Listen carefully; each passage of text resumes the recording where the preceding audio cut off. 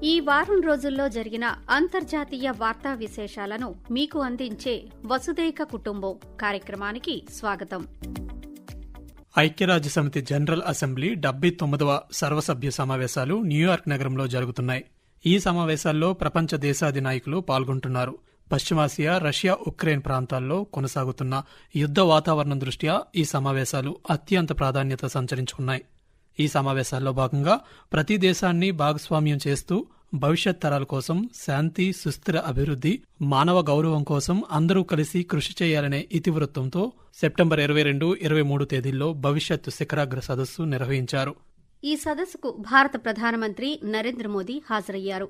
ఈ సందర్భంగా ప్రసంగిస్తూ మానవాళి విజయం సమిష్టి శక్తిలోనే దాగుంది తప్ప యుద్దక్షేత్రంలో కాదని నరేంద్ర మోదీ అన్నారు.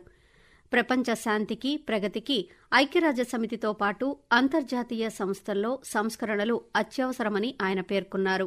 మెరుగైన ప్రపంచ భవిష్యత్ కోసం చేపట్టే ఏ చర్యలకైనా మానవ సంక్షేమమే అంతిమ లక్ష్యం కావాలని, దానికి ఎప్పుడూ భారత్ మద్దతిస్తుందని వివరిస్తూ, ఫ్రెండ్స్, जब हम ग्लोबल फ्यूचर की बात कर रहे हैं तो ह्यूमन सेंट्रिक अप्रोच सर्वप्रथम होनी चाहिए. सस्टेनेबल डेवलपमेंट को प्राथमिकता देते हुए हमें मानव कल्याण, फूड, हेल्थ सिक्योरिटी ये भी सुनिश्चित करनी होगी.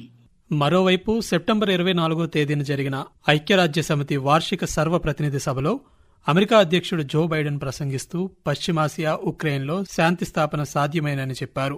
రష్యా సాగిస్తున్న యుద్దంలో ఉక్రెయిన్కు అమెరికా, దాని మిత్రపక్షాల మద్దతు కొనసాగుతుందని వెల్లడించారు. పూర్తిస్థాయి యుద్దం ఎవరికీ ఉపయోగకరం కాదన్నారు. అమెరికా అధ్యక్షుడి హోదాలో చివరిసారి ఆయన ఈ సమావేశాల్లో పాల్గొన్నారు. హింసాత్మక వాతావరణంతో అనూహ్యమైన పరిస్థితి వైపు ప్రపంచం పయనిస్తుందని ఐక్యరాజ్యసమితి సెక్రటరీ జనరల్ యాంటోనియో గుటెర్రస్ ప్రపంచ నాయకులను ఈ సందర్భంగా హెచ్చరించారు. నిర్లక్ష్యం, అసమానతలు, అనిశ్చితి వంటివి ప్రపంచాన్ని అస్థిరపరుస్తున్నాయని ఆందోళన వ్యక్తం చేశారు. భౌగోళిక విభజనలు, యుద్ధాలు, వాతావరణ మార్పులు, అణ్వాయుధాలు పెరిగిపోతున్న వేళ అనూహ్య పరిస్థితుల వైపు మానవాళి వెళ్లిపోతోందని అన్నారు. తీవ్రమవుతున్న భౌగోళిక, రాజకీయ విభజనలను ఉటంకిస్తూ సంక్షోభాల పరిష్కారాలకు భద్రతా మండలితో సహా అంతర్జాతీయ సంస్థల్లో సంస్కరణలు, ఐక్యరాజ్యసమితి చార్టర్కు నిబద్దత అవసరమని సెక్రటరీ జనరల్ పేర్కొన్నారు. ఇటీవల జరిగిన ఎన్నికల్లో శ్రీలంక అధ్యక్షునిగా అనుర కుమార దిశనాయకే ఎన్నికయ్యారు. సెప్టెంబర్ 23వ తేదీన ఆయన శ్రీలంక 9వ కార్యనిర్వాహక అధ్యక్షుడిగా ప్రమాణ స్వీకారం చేశారు. ఈ సందర్భంగా ప్రసంగిస్తూ తమ ప్రభుత్వం ముందున్న సవాళ్లను గుర్తించి దేశంలోని ప్రజలందరి నుండి సమిష్టి కృషికి పిలుపునిచ్చారు. శ్రీలంక ఆర్థిక వ్యవస్థ పునరుద్ధరణకు ప్రపంచ సహకారం యొక్క ప్రాముఖ్యతను కూడా ఆయన ప్రస్తావించారు. కాగా ఆ దేశంలో 2022లో తీవ్రమైన ఆర్థిక సంక్షోభం ఏర్పడిన తరువాత జరిగిన మొట్టమొదటి ఎన్నికలివి. అలాగే శ్రీలంక నూతన ప్రధానమంత్రిగా హరిణి అమరసూర్య నియమితులయ్యారు. దేశాధ్యక్షుడు అనుర కుమార దిశనాయకే సెప్టెంబర్ 24న ఆమెతో ప్రమాణ స్వీకారం చేయించారు.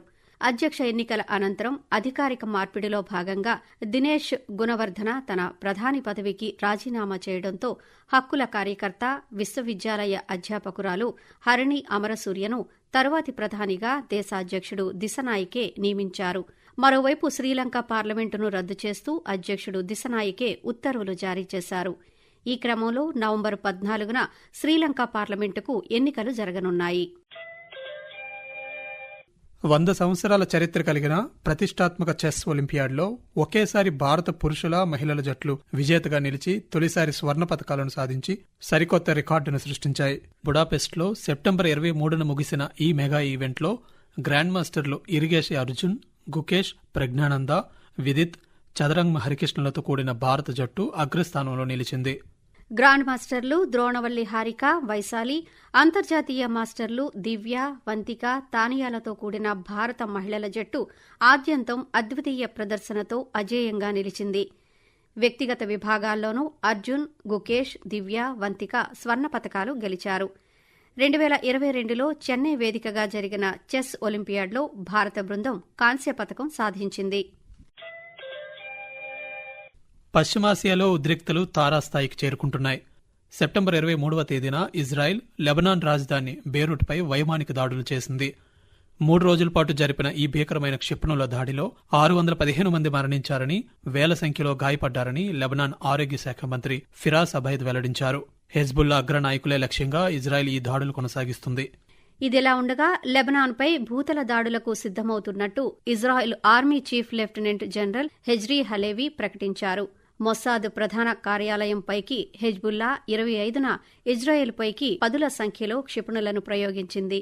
టెల్ అవీవ్లోని నిఘా సంస్థ మొస్సాద్ ప్రధాన కార్యాలయంపైకి బాదరు 1 బాలిస్టిక్ మిసైల్ను ప్రయోగించినట్టు ప్రకటించింది.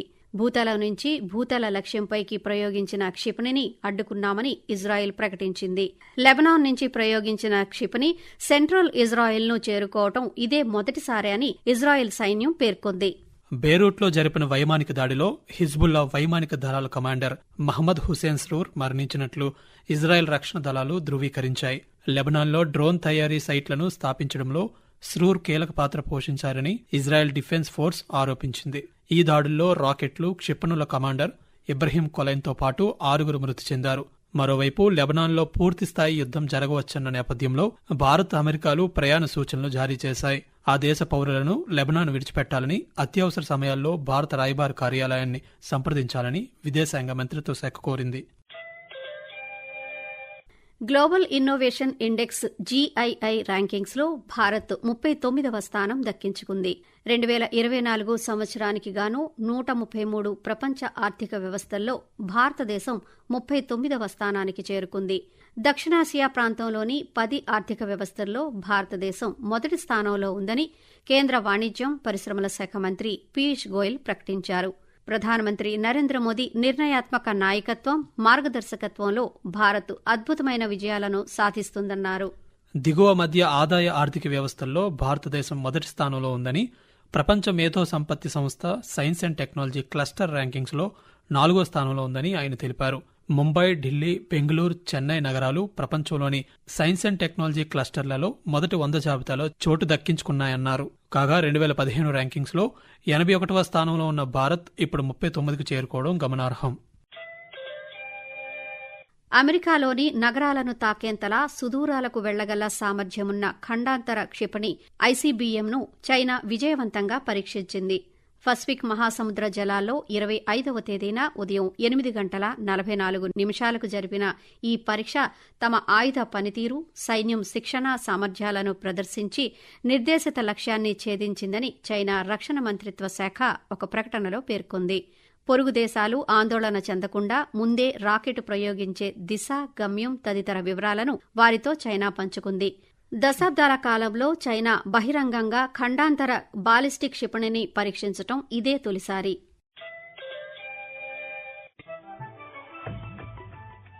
ఖచ్చితమైన సమాచారం, నిష్పాక్షికమైన విశ్లేషణలు, విశ్వసనీయ వార్తా ప్రసారాలకు వేదిక ఆకాశవాణి. దేశ ఆర్థిక, రాజకీయ, సామాజిక, సాంస్కృతిక అంశాలకు సంబంధించిన నిరంతర వార్తా విశేషాల కోసం ఆకాశవాణి సామాజిక మాధ్యమ వేదికలైన news on air YouTube channel ను, newsonair.gov.in వెబ్సైట్ ను, ట్విట్టర్ లో ఆల్ ఇండియా రేడియో న్యూస్ ను వీక్షించండి. తెలుగు ప్రాంతీయ వార్తా విశేషాల కోసం ఆకాశవాణి న్యూస్ విజయవాడ మరియు Akashvani news Visakhapatnam YouTube channels ను వీక్షించండి.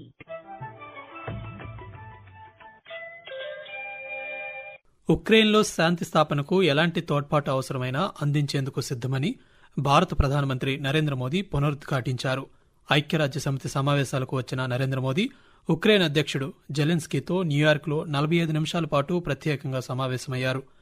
ఉక్రెయిన్లో శాంతి, స్థిరత్వాలు నెలకొల్పడానికి అన్ని విధాలా మద్దతిస్తామని వెల్లడించారు.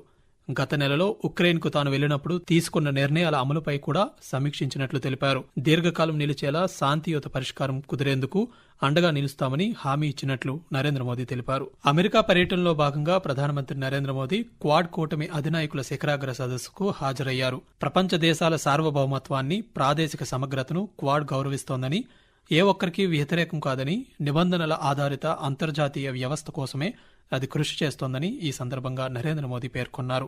సంఘర్షణలు, సంక్షోభాలను శాంతియుతంగా పరిష్కరించుకోవాలన్నదే తమ విధానమని స్పష్టం చేశారు. స్వేచ్ఛాయుత, సమగ్ర శాంతి సౌభాగ్యాలతో కూడిన ఇండో పసిఫిక్ ప్రాంతానికి తాము అత్యధిక ప్రాధాన్యమిస్తున్నామని, భిన్న రంగాల్లో క్వాడ్ దేశాలు పరస్పరం సహకరించుకుంటున్నాయని నరేంద్ర మోదీ అన్నారు. ఆరోగ్య సంరక్షణ, వాతావరణ మార్పులు, మౌలిక సదుపాయాల కల్పనతో పాటు ఆధునిక టెక్నాలజీని అందిపుచ్చుకోవడంలో కలిసి పనిచేస్తున్నామని పేర్కొన్నారు. అమెరికా అధ్యక్షుడు జో బైడెన్ ఆతిథ్యమిచ్చిన ఈ సదస్సులో ఆస్ట్రేలియా, జపాన్ ప్రధానమంత్రులు యాంటోనీ ఆల్బనీస్, ఫుమియో కిషిడా కూడా పాల్గొన్నారు. అనంతరం అమెరికాకు చెందిన ప్రముఖ సంస్థల సీఈఓలతో రౌండ్ టేబుల్ సమావేశానికి ప్రధానమంత్రి నరేంద్ర మోదీ హాజరయ్యారు. భారత్ త్వరలో 3వ అతిపెద్ద ఆర్థిక వ్యవస్థగా ఆవిర్భవించనున్న నేపథ్యంలో దేశ ఆర్థిక వృద్ధిలో భాగమవ్వాలని, అవకాశాలను అందిపుచ్చుకోవాలని అమెరికన్ టెక్ దిగ్గజ సంస్థల సీఈఓలకు నరేంద్ర మోదీ పిలుపునిచ్చారు.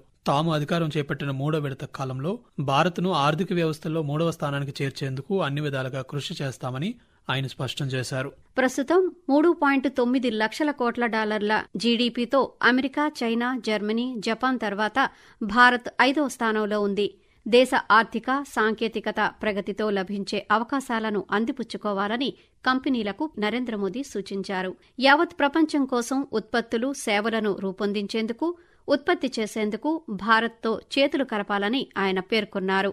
ఎలక్ట్రానిక్స్, ఇన్ఫర్మేషన్ టెక్నాలజీ, తయారీ, సెమీకండక్టర్లు తదితర విభాగాల్లో మేధో హక్కుల పరిరక్షణకు, టెక్నాలజీలో ఆవిష్కరణలను ప్రోత్సహించేందుకు ప్రభుత్వం కట్టుబడి ఉందని ఈ సందర్భంగా నరేంద్ర మోదీ పేర్కొన్నారు. प्रधानमंत्री श्री नरेंद्र मोदी जी की समृद्ध और समावेशी भारत की परिकल्पना को साकार करते हुए देश को सिकल सेल एनीमिया मुक्त करने के लिए सिकल सेल एनीमिया उन्मूलन मिशन शुरू किया गया है। इस कार्यक्रम में स्क्रीनिंग, रोकथाम के लिए परामर्श और सिकल सेल रोग वाले व्यक्तियों की देखभाल करना शामिल है। इसीलिए ध्यान दीजिए, अगर आपके बच्चे या किसी गर्भवती महिला को एनीमिया यानी खून की कमी, आंखों में पीलेपन के साथ साथ बदन में तेज दर्द हो, कोहनी और घुटनों में सूजन लगे या बार बार बुखार आ जाता हो, तो ये सिकल सेल एनीमिया हो सकता है। इसे नजरअंदाज न करें। आज ही अपने नजदीकी Ayushman health and wellness centre जाकर जांच कराएं और सिकल सेल एनीमिया का नामो निशान मिटाएं। ఆసియా పవర్ ఇండెక్స్ లో జపాన్ అధిగమించి ఆసియాలో 3వ అత్యంత శక్తివంతమైన దేశంగా భారత్ అవతరించింది. 2024 ఆసియా పవర్ ఇండెక్స్ నివేదిక ప్రకారం కోవిడ్ అనంతరం భారతదేశం బలమైన ఆర్థిక వృద్ధిని సాధించి 4.2 పాయింట్లు పెంచుకుందని ఆ నివేదిక పేర్కొంది. ఈ పెరుగుదల ఆసియాలోని ఇతర దేశాల మాదిరిగా కాకుండా రాబోయే దశాబ్దాల్లో భారతదేశపు యువ జనాభా డివిడెంట్ను అందించవచ్చని సూచించింది. ఆసియా పవర్ ఇండెక్స్ లో భారత దౌత్య ప్రభావం కూడా పెరిగిందని ఆ సూచీ వెల్లడించింది. న్యూయార్క్లోని కొలంబియా యూనివర్సిటీ నిర్వహించిన వరల్డ్ లీడర్ ఫోరంలో నేపాల్ ప్రధానమంత్రి కేపీ శర్మ ఓలీ ప్రసంగిస్తూ విదేశాల్లో నివసిస్తున్న నేపాలీ యువత స్వదేశానికి తిరిగి వచ్చి ఉపాధి అవకాశాలను కల్పించాలని కోరారు. పేదరిక నిర్మూలనతో పాటు ప్రతి ఒక్కరూ గౌరవంగా జీవించే హక్కును కల్పించేందుకు సంపన్నమైన నేపాల్, హ్యాపీ నేపాలీ అనే జాతీయ ఆకాంక్షను ప్రభుత్వం ముందుకు తీసుకువచ్చిందని ఆయన స్పష్టం చేశారు. Nepal journey of democracy and economic డెవలప్మెంట్పై కేపీ శర్మ ఓలీ మాట్లాడుతూ నేపాల్ ప్రభుత్వం ఉపాధి అవకాశాల కోసం చిన్న తరహా పరిశ్రమలు, స్టార్టప్లు వంటి కార్యక్రమాలను తీసుకువచ్చిందని, యువత లేకుండా దేశం పరివర్తన చెందదని పేర్కొన్నారు. నేపాలీ యువత దేశ నిర్మాణంలో ఏకం కావాలని ఆయన ఈ సందర్భంగా కోరారు. రష్యాపై మరో దేశం జరిపే దాడికి మద్దతిస్తే అణుశక్తి దురాక్రమణలో భాగస్వామిగా పరిగణిస్తామని రష్యా అధ్యక్షుడు వ్లాదిమిర్ పుతిన్ అన్నారు. మాస్కోలో ఇటీవల జరిగిన రష్యా భద్రతా మండలి సమావేశంలో ఆయన మాట్లాడుతూ అణుశక్తి మద్దతుతో అణుయేతర శక్తి రష్యాపై చేసే దాడిని రష్యా ఫెడరేషన్పై తమ ఉమ్మడ దాడిగా చూస్తామని పుతిన్ ప్రకటించారు. రష్యాలోని మిలిటరీ సైట్లపై సుదూర పశ్చిమ క్షిపణులను ఉపయోగించుకునేందుకు ఉక్రెయిన్ అనుమతి కోరుతున్న నేపథ్యంలో ఆయన ఈ వ్యాఖ్యలు చేశారు. రష్యా భూభాగంలో దాడులను తీవ్రతరం చేసేందుకు, సుదూర ఆయుధాలను ఉపయోగించుకునేందుకు అమెరికా, యూరప్లోని తన మిత్ర దేశాల నుంచి అనుమతి తీసుకుంటానని ఉక్రెయిన్ అధ్యక్షుడు వొలోడిమిర్ జెలెన్స్కీ ఇటీవల తెలిపారు. ఇప్పటి వరకు మీరు ఈ వారం రోజుల్లో జరిగిన అంతర్జాతీయ వార్తా విశేషాలను మీకు అందించే వసుదైక కుటుంబం కార్యక్రమాన్ని విన్నారు. సమర్పణ ప్రాంతీయ వార్తా విభాగం, ఆకాశవాణి విశాఖపట్నం కేంద్రం. వెలువడింది ఆకాశవాణి విజయవాడ కేంద్రం నుంచి.